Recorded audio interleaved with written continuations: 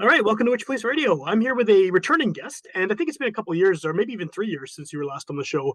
And obviously, there's a lot going on lately. And not only do you have new music out, but you played some pretty big shows lately, and you just sort of a lot of buzz around you right now, which is great to see. So I think the best way to start this off is if you want to introduce yourself and just give a bit of background about what you do as an artist. Totally, man. Yeah. Hey, guys. My name is JR Charron. Sam, thanks for having me back, man. It's good to see you. I am I'm a country rock artist here in the province of Manitoba, and yeah, you're right. We've had a lot going on lately, and I'm just drinking a tea right now because trying to dry out. Well, maybe that's a good place to start. Is just this past weekend. I mean, you were Right. playing at Country Fest, which is obviously a huge deal for country music in Manitoba, and I think for a lot of artists, it's kind of a Totally. bucket list sort of event to play. So, what was that like for you? Right. Man, it was absolutely incredible. I mean, where do I start, right? We had a 10 p.m. spot. We were playing at the same time as Walker Hayes. I'm sure a lot of people in the country music side of things know who that guy is, the fancy like guy. So he's one of the largest country artists in the world, but we were playing the Hilltop stage at the same time, and we actually had people leaving his concert, coming up for drinks or whatever, and they weren't going back down. They were coming to ours. So by the end of the night, it was absolutely packed. It was just an incredible overall experience. I mean, the team at Country Fest does one hell of a job, especially with the local artists and their promotion for, I mean, Manitoba music and everything like that. So it was it was incredible, man. We opened for a guy named Corey Marks. He's played with Travis Tritt and Cool. Ivan Moody and a bunch of those guys too. So it's pretty incredible. We had a massive encore going at the end of it. We obviously didn't play it because we're an opener, but it was a great time, man. I yeah, I don't know. I'm still reeling from it, man, in a good way. I bet, yeah, yeah. Well, and this was your first time playing there, right? This is your debut at Country Fest. It was, yeah. It certainly was. I mean, as you know, we obviously launched this project in the middle of a pandemic, and that's when we had first kind of chatted too with the EP launch, and Yeah, this was really the first year that, or I guess the second year or first year where things are actually completely kind of back to normal, and people are playing left, right, and center, and yeah, it's felt really good, man. that's cool. Yeah, and I saw some video too of you like singing along with the crowd, and it seemed like people were into it. And like you're saying, I mean, people sort of wandered over to your stage and kind of got into what you're Yeah, doing. But it's very cool to see, especially for a local artist, right? I mean, there's so many big names right. at that festival, and to see that kind of crowd reaction is awesome. Oh man, it was totally incredible. Yeah, there's kind of like a steel bar in front of the stage, and I thought I just kind of what I typically like to do in the middle of a show, as long as I've got a wireless pack on, then I'll go out into the crowd and kind of sing stuff and just do my thing. And I kind of hopped into the bar, and people were trying to pull me off the stage and taking pictures with me, and I was just like, holy crap, this is it was absolutely nuts. So it was a dangerous maneuver, Sam, but somebody's But got to you do it. survived. You're here. We're Here talking I about am. it. Yep, here I Yeah. am.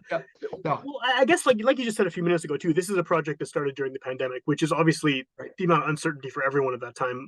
If anyone wants to hear our old conversation from a couple of years ago, that's sure, sort of yeah, what we're talking about. Is just this weirdness of not being able to play shows and all that.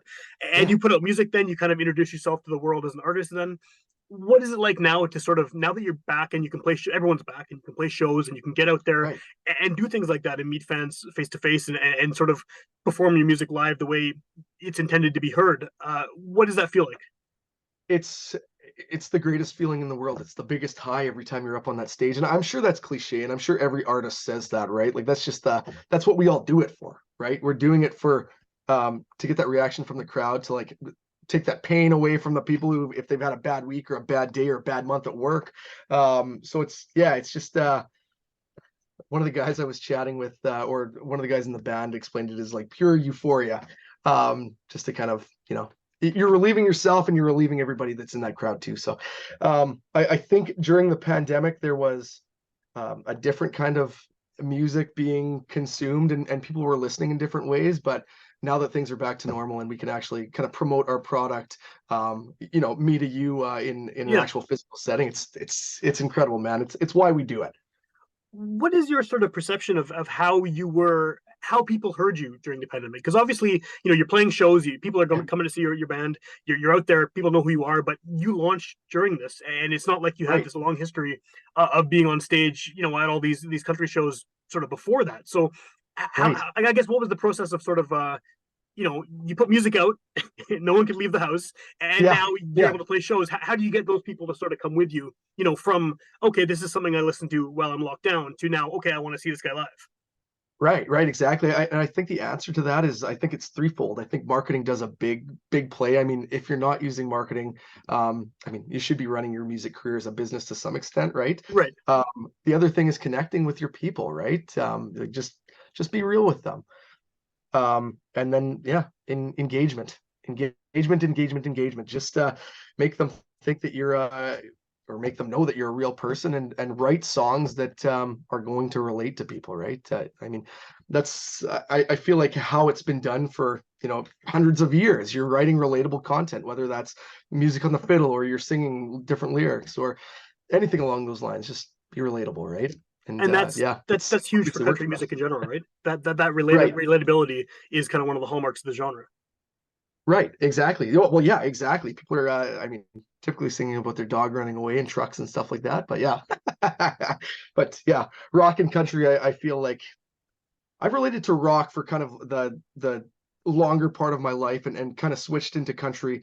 Um, Obviously as I've gotten older or whatever. But like they're just they're relatable things. You're really relating to your audience, and um, people love that, right? Yeah, yeah. Well, and the rock side of things, I mean, you have a new single out, and that's definitely got more of a rock edge than maybe some of your other material. Is that something Right. you've always kind of wanted to do? Is blend those two sounds, or is it something that just kind of naturally comes out of you because of your background and influences and all that? It's kind of background and influences. It's a what, Sam? It's a bit of both, right? I mean, it's background and influences, and then I feel like the crossover has to be super strong, right? I mean, I've got songs out there that sound like Willie or Waylon and all of those old school country guys, but I've also got songs out there that you could probably relate more to like a Guns and Roses, or like a Metallica or a Nickelback, Right. or like it just depends on how I'm feeling. I want to write that song and how the direction that we're wanting it to go, right? Do you think Yeah, there's a lot of crossover just audience wise? I mean, do you think there's a lot of people out there who have those interests, right? Who share right. the Willie and the Guns N' Roses, you know, at the same time. Yeah, you know what? I would say in country music in general right now, I think it is one big crossover, and it kind of follows, popular music, be that rock or be it hip hop or be it anything along those lines. So I think um I think there are people who love hip hop, but maybe they don't like country, or they love rock, but they despise country. But I feel on the country side of things, it's more of a fit, right? They love country and they love hip hop. They love country and they love rock because there's so much of that crossover in that genre that you don't necessarily get within those other genres, right? There's so many subgenres of country music. Yeah, yeah. Well, and I think there's a lot of genres that are similar in that sense too. But country, I Right. wonder if it maybe is because country is more of a cultural thing than just a genre of music. I mean, for a lot of people, especially in the rural areas, Yeah, country is sort of the lifestyle, right? I mean, that that's music is right. the soundtrack to everything. Whereas, they're Right. choosing to listen to rock or choosing to listen to jazz or choosing to listen to hip hop. Whereas this is kind of the soundtrack to their lives in the rural areas, especially. Yeah, I think you're exactly right with that. That is that's an incredible good point.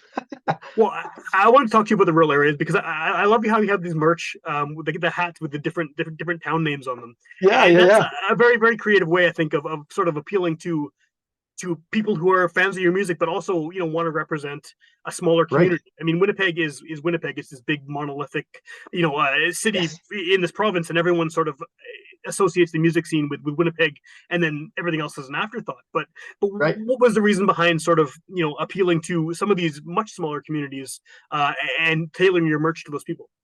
Right. Right. You know what? I grew up in a town. I think we've talked about it before. A town called Binscarth, Manitoba. There was around 350 people there when I grew up, and I feel like those small towns draw a lot of influence. Like there are people in Winnipeg who just want to wear like a Binscarth, Manitoba hat, or a Stonewall, or any of these smaller towns because they've got some family member or someone somewhere that they saw or they know from those towns, and they think it's cool.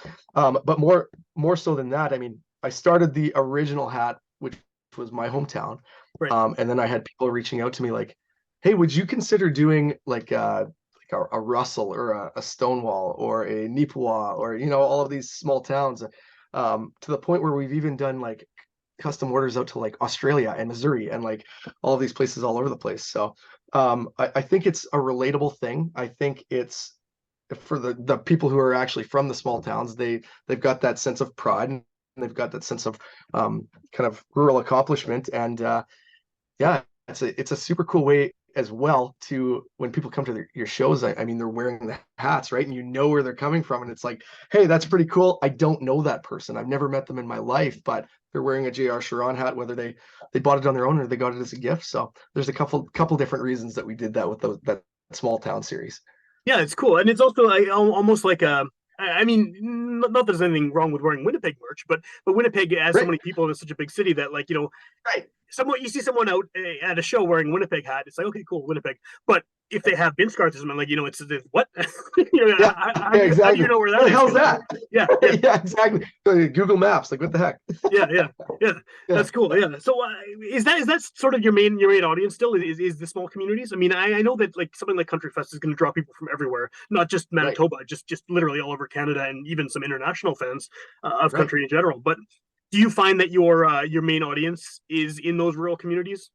I would say so. Yeah, I would say probably it's probably an 80% to 20 split from kind of rural into city. And it's interesting. We like that too because we kind of lived it for years and years. I mean, like I said, I'm from those small towns, so Yeah. being able to relate to those people and like you said, like all of the different subgenres and kind of the way that they live and the music that they listen to, we can kind of relate in that those different ways. So yeah, I would say you're right. 80-20 split probably. Have you made much effort to sort of get into the Winnipeg scene, or do you not need to because you have all of these listeners in the small communities?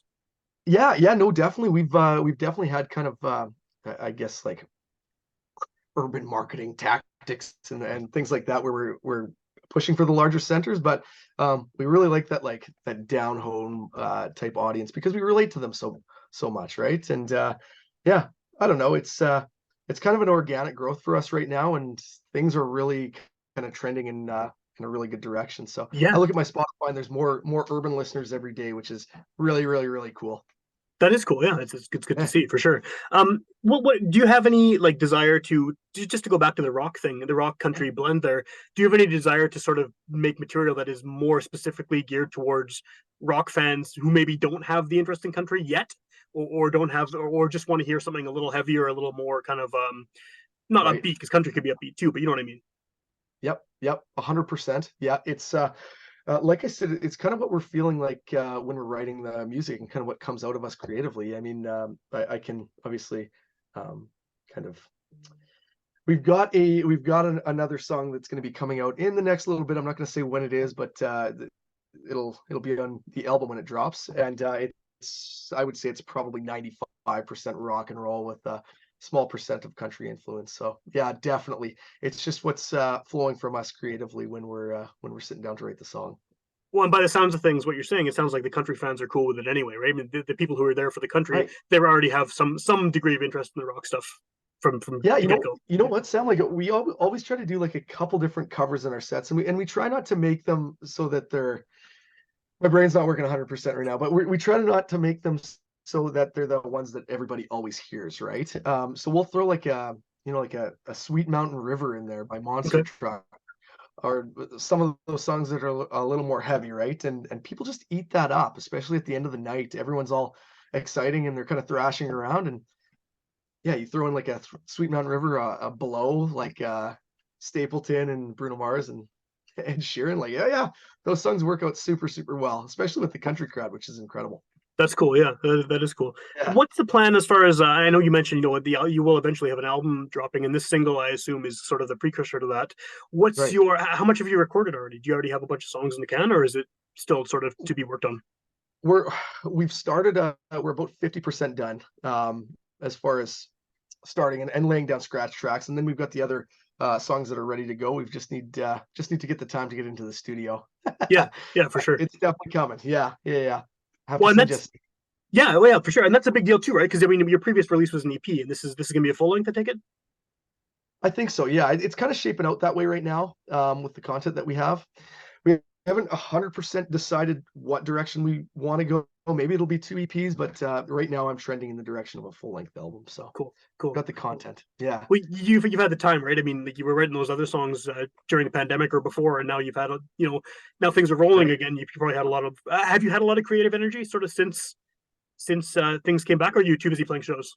Oh, you know what? We've had tons of creative energy, man. Back in I think it was January, the whole band basically we went out, we rented a little cabin or whatever, and we just had a writers weekend. And I Cool. think we basically pumped out the album there in 2 days, which was really, really cool. I think we got 10 songs or something like that out of it. Nice, nice. And so Yeah. your band right now, is that sort of your established group? Like, have you got like a pretty solid lineup of players with you? Yeah, for the most part. I mean, I still kind of sub in utility guys, but I really love the camaraderie and kind of the creative juices that we have together and all of that good stuff. So I Yeah, mean, they're as much part of JR Charron in this project as I am, in my opinion, right? And this latest single that we put out, I mean, man, I got a pile of people to mention on it. They were all equally in the pocket as far as that's concerned. So that's cool. Yeah, yeah. Well, I guess like what I was going to ask about that is what how does that differ from the EP? Because a lot that again, pandemic, can't really go out yep, and record things with other people. Was that mostly you alone on the EP, and then this is kind of right. more of the expanded full band? Yeah, you're exactly right. I mean, there obviously were guys that work with me on the EP. I mean, Max DuPod, Hamburger Island, he calls himself, and Derek Benjamin, who's the producer. But Yeah, aside from that, yeah, for the most part, we basically kind of kind of did that ourselves, and then we just kind of hired out for people coming in. Whereas um, this project and this new single and everything, they've been just a full band effort, and we've all kind of like bounced ideas off of each other the whole time that we've been working on it. So how do those old songs sound now? I mean, I assume you still play a lot of the ones off the EP live. Have yeah, they changed? Have they morphed? Kind of now that you have this band that you're writing with and that you're working with closely.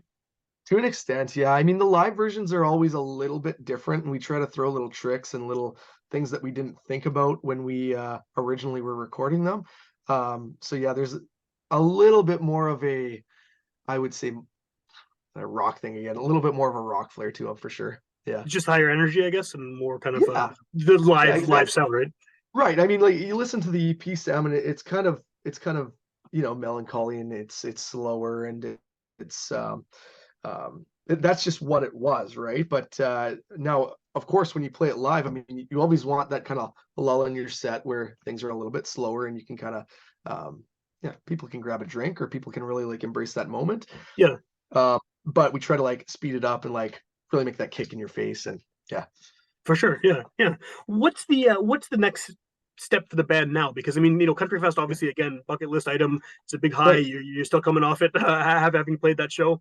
What do Yeah. you? How do you top that? Like, what's sort of the next goal then for the band at this point? I think we're reevaluating what our goals are after that show. I mean, it's kind of interesting. None of us thought it was going to be that successful. We were all excited to play Country Fest, and we all thought it was going to be a good show. But especially when you're playing at the same time as one of the largest country acts in the world, right? Like, Yeah, but I mean, next, yeah, we're reevaluating it, and I mean, I guess a bigger stage, I guess some more traveling, some larger festivals, but we're kind of taking July off here just to cool down and do some relaxation, because we've all been super busy, especially with recording and everything, and yeah. Fair enough. Fair enough. launched. Yeah, yeah. Well, Take a break. I imagine that Country Fest too, having that experience, that gives you some buzz around your name as well. People who went to the show and maybe, like you said, wandered over not knowing who you were, they now know Right. who you are. They're going to be looking for your music. Have you noticed? I know it's very fresh in the memory, but have you noticed Yeah. any kind of uptick in listens or downloads or anything like that? I'd be honest with you, huge, Yeah, absolutely huge, like, and incredible. I mean, we stayed kind of the whole weekend. We wanted to have the experience behind it and everything. I've been to Country Fest as a guest before, but not as an artist. But I mean, we're walking around the campsites, and we're walking around like the stage area and stuff, and people are wanting to take pictures with us, and they're stopping to chat with us, and man, I just tons and tons of JR Charron merch all over the place, and they're people I don't know, which is super, super cool. So yeah, there's been upticks in streaming and watches, and yeah, just people stopping and saying hi and realizing that they can talk to us, because we're all people too, right? yeah, yeah, We're not yeah. above anybody. No, right on. That's great. So, what's the best way for someone to hear your music now? I mean, like we said, you have a new single out, you got an Right. EP out. this is a podcast. Someone could hear it a year from now. By then, you may have a full length out. You might have a bunch more shows booked. What's the best way to sort of listen to your stuff and then keep track of what you're up to as far as shows? Totally. Well, we're on every single streaming platform right now. I mean, be it Spotify, Apple Music, Amazon, Tidal, whatever you want, YouTube. You can go to our website, www.jrcharron.com. Or, I mean, just reach out on social media, guys. We love chatting with you. I know you said you're taking July off, but do you have anything scheduled for the rest of the summer, or is that to be determined? We do. Yeah, we've got we've got a whole bunch that are like on the cusp of being booked right now. That's one thing, Sam. Things are still really slow as far as bookings are concerned with venues finalizing their artists for festivals and stuff like that, which is Yeah, extremely weird. But yeah, we're playing South Beach in August and a couple private events and probably a few more too. So it's gonna be fun. right on.